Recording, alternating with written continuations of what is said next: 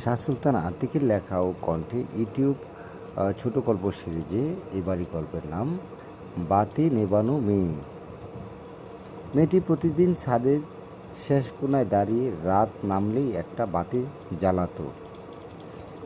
জিজ্ঞেস করলেই বলতো, আব্বু ফেরে না, কিন্তু জানে এই বাতি তার জন্য।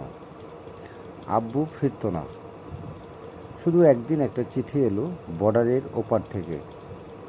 চিঠিতে লেখা, তোমার জ্বালানো বাতি আমি স্বপ্নে দেখি, আমি গর্বিত।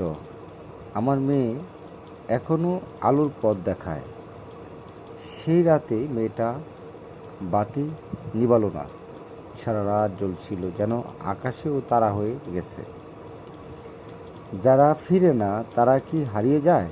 না, তারা রয়ে যায় বাতির আলোয়, চোখের জলে, ভালোবাসার অপেক্ষায়। ধন্যবাদ।